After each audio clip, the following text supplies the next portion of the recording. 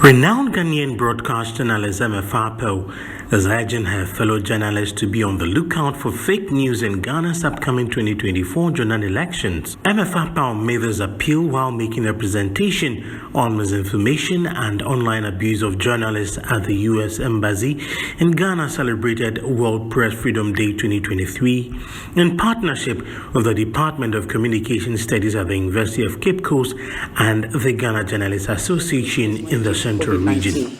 Then we'll talk about election misinformation. That's another type, a major type of misinformation that we have. So it's often prevalent during elections in Ghana, and false information and conspiracy theories spread quickly, especially on social media. So for example, during the 2020 elections, we all heard there were rumors circulating. Even prior to that, in 2008, we heard information about one of the candidates or the other being sick and not being able to contest, amongst others. And 2024 election is lurking around the corner. And so you have to look out, to my fellow journalists, we need to look out for, fake news. Not from journalists in the traditional media, but from users of social media like yourself. Most of the time not intending to cause harm, but believing everything you see on social media and bringing it onto the traditional medium, which has the potential of misinforming, disinforming, and malinforming. Also speaking at the event was investigative journalist and founder of Newsbridge Africa, Mr. Emmanuel Dugbevi, who revealed that Ghanaian political system will crumble if journalists are constantly attacked by citizens in our democratic society.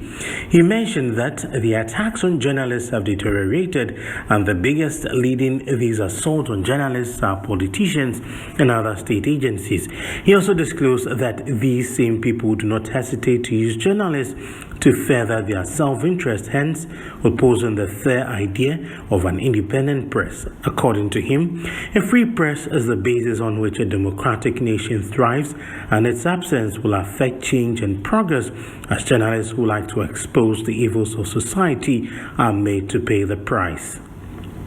The game will be interesting. It begins in the morning. In recent times, democratic societies around the world have deteriorated, and the gains that have been made in press freedom and expression have been declining. The recently published Global Press Freedom Index by the Reporters Without Borders, RSF, shows worrying indicators of hostility towards journalists across the world. The situation is so bad to the extent that the standard bearer for democracy and press freedom, the United States of America, ranked 45 on a list of 180 countries. The US has fallen 3 spots on the index. According to the index, US respondents were negative about the environment for journalists, especially the legal framework at the local level and widespread violence, despite the Biden administration's efforts.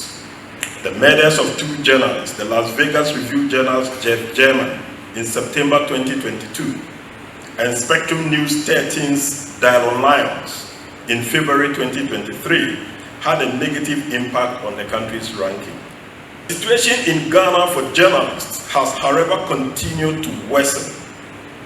In the 2022 index, Ghana has slid 30 spots to rank at 60. It continued that fall to rank 2 spots at 62 in the 2023 index, released on May 3rd, 2023. It is notable that the loudest proponents of a free and democratic system in Ghana, the people who are the direct material and financial beneficiaries of democracy, the politicians, and other state agencies like the police and military, are the biggest attackers of journalists. The State of the Ghanaian Media Report 2023, published not long ago by the College of Education, University of Ghana, which I must add was funded by the US Embassy, was clear on the groups that are leading perpetrators of violence against journalists. These are politicians and their allies and the police. Fact is, the Ghanaian political system in its current form would crumble if it is constantly confronted by citizens. Citizens who simply challenge its decisions and actions through the expression of free speech and critical, independent journalism. It would buck. Speaking also at the same event was the Vice Dean of the School for Development Studies here at the University of Cape Coast, Dr. Kwejuado Tufor.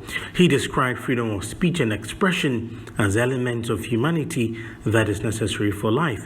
Speaking at this year's celebration of World Press Freedom Day 2023, he explained that freedom of speech does not mean only being able to speak well, but includes other things like demonstrations, picketing, the arts, among others, and was a right, something the law allows every individual to enjoy. He also stated that the ability to speak out and express oneself adequately is a source of life, equating its absence to inner death. He then outlined some importance of allowing individuals to exercise their freedom of speech and expression without fear or threat, which included a participatory nation building. Human rights are described in the context of international law as a set of fundamental rights, including the right to express ourselves, the right to speak our mind, the right to demonstrate, the right to freely profess on what we think is right through exhibitions, through thought. And then the United Nations in 1966 defined human rights as those rights which are inherent in our nature. And without them, we cannot live as human beings. So freedom of speech is one of them. Freedom to express yourself is also very cardinal. And freedom of speech is the basis of all the rights. Because if you are hungry and you can't express yourself, you can't speak about it, there is no way by which people will know you are hungry.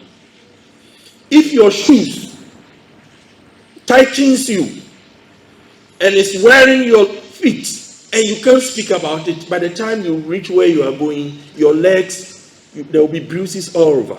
So the moment you cannot speak up your mind or express yourself about something, then it means you are being killed innately. So your ability to speak your mind, to express yourself, is a fundamental human right. And then the Black's Law also defines human rights as the freedoms, the immunities, the benefits that all human beings demand as a matter of law in the society in which they live, according to modern standards, especially at the international level and also in constitutionally enshrined liberal democracies. Reporting for TV UCC, my name is Onesifero Sobobi.